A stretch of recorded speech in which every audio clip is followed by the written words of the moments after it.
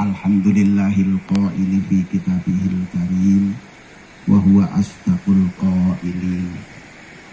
A'udzu billahi minasy syaithanir rajim. Bismillahirrahmanirrahim. Huwallazi ba'atsa fil ummiyina rasulan minhum yatlu 'alaihim ayatihi wa yuzakkihim wa yu'allimuhumul kitaba wal hikmah wa in kanu min qablu lafi dhalalin mubin wa akharina minhum lamma yalhaqu bihim wa huwal azizul hakim. Dzalika fadlullahi yu'tihi man yasha wallahu dzul fadlil azim. Shadaqallahul azim. Asyhadu an la ilaha illallah wa asyhadu anna sayyidana Muhammadan abduhu wa rasuluh sallallahu ta'ala wa ala alihi wa ashabihi Muhammadinil mujtaba wa ba'du. Hadratal muhtaramin, para alim ulama, Abuya Abdul Wahid yang saya hormati, Bapak Kapolda Riau yang saya hormati, Bapak Bupati Siak, Bapak Kapolres Siak, Bapak Camat, dan para hadirin sekalian yang dijaga Allah Subhanahu wa ta'ala. Alhamdulillah wa syukrulillah ala nikmatillah. Secara singkat saja bahwa Hamalatul Quran ini adalah salah satu perjuangan dari hal-hal yang tersirat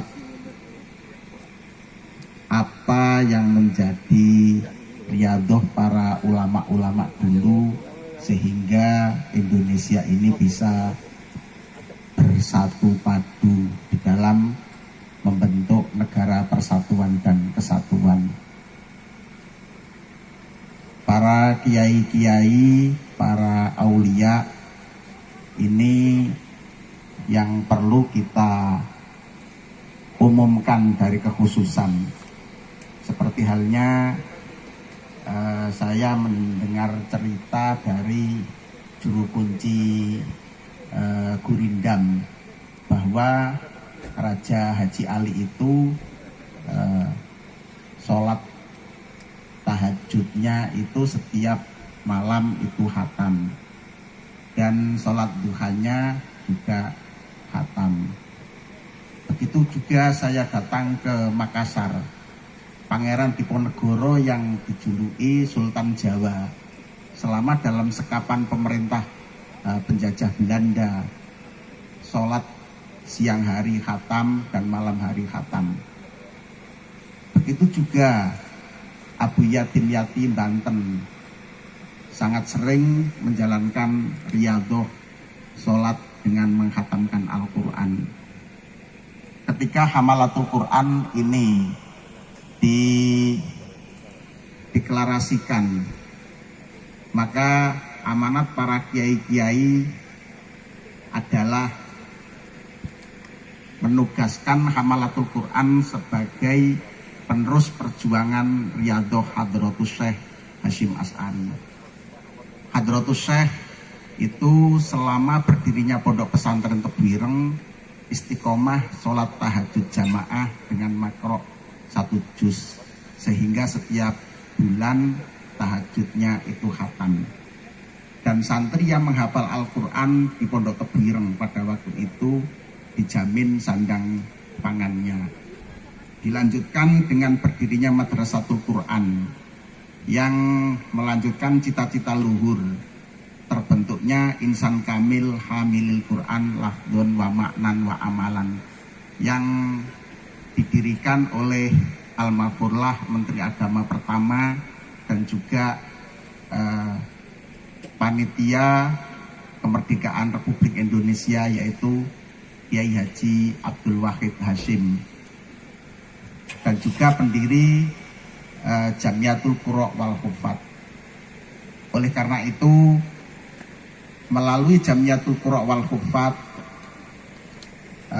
Hamalatul Quran nekat membantu santri duafa agar para penghafal Al-Quran ini memiliki kesetaraan pendidikan yang sama dengan orang pada umumnya. Saya memberanikan diri karena orang rakyat jelata oleh almarhumlah Kiai Hasyim Muzadi. Kami dikenalkan dengan beberapa jenderal polisi dan pejabat tinggi untuk bagaimana para hamil Quran ini mendapatkan pendidikan yang layak. Alhamdulillah, metodologi Hamalatul Quran oleh kiai-kiai yang ada di pusat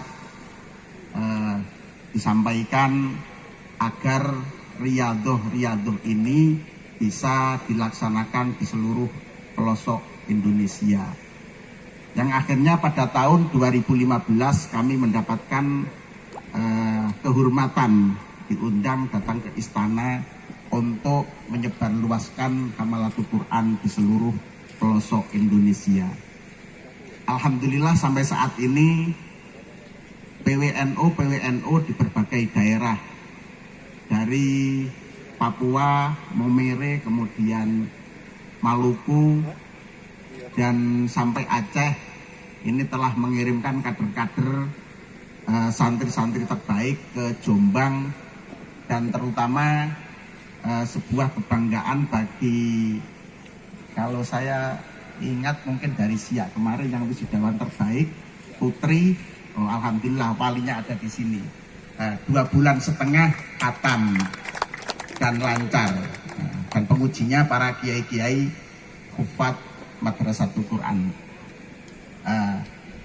Kiai Haji Hayatul Maki ini saya kenal ketika haji. Beliau menyampaikan ketika pada malam hari mencari kikil unta itu. Tahun 2020 adalah tahun kebangkitan Hamalatul Quran. Nah, spontan itu saya kok akrab dan beliau itu gigih. Ayo kita berjuang di mana-mana pelosok-pelosok. Gus, saya ini kan orang ngarit, lu jangan kecil hati, sudah saya kancani gitu. Alhamdulillah beliau ini mengajak saya sampai ke sini. Semoga dengan riyadhah Al-Quran ini, apa yang dicita-citakan oleh para ulama kita, para raja-raja kita bisa terwujud negara para Madinah. Hadirin wal hadirat rahimakumullah. Banyak orang berbincang tentang khilafah. Di YouTube orang membicarakan antara yang pro dan kontra. Ini tentang khilafah. Bahwa di pasal PPU PKI negara Indonesia ini menganut sistem khilafah. Dalam bahasa Indonesianya adalah nomokrasi. Bahasa Belandanya Rechtsstaat dan Inggrisnya rule of the law, yang artinya adalah negara hukum. Yang berkuasa adalah hukum. Itu merujuk dari ayat ya ayyuhan nas inna khalaqnakum min dzakari wa untha wa ja'alnakum syu'uban wa qabaila lita'arafu inna akramakum 'indallahi atqakum. Pada tanggal 27 Rajab dibangunlah Masjid Kuba, dan disitulah dinobatkan Kanjeng Nabi sebagai pimpinan tertinggi. Dari suku Khaybar memberikan baiat, Muhammad pemimpinku. Dari suku Aus memberikan baiat. Nah, itulah yang disebut dengan khilafah distrik. Suku-suku yang diwakili oleh satu orang menyampaikan baiat, mengangkat seorang pimpinan tertinggi, yaitu Kanjeng Nabi Muhammad SAW. Negara Indonesia dibangun dengan cara seperti itu. Maka yang disusun oleh para kiai, ulama-ulama, Nahdlatul Ulama dan sebagainya pada waktu itu, datang ke daerah-daerah, datang ke raja-raja untuk membuat persatuan-kesatuan, yaitu negara Republik Indonesia.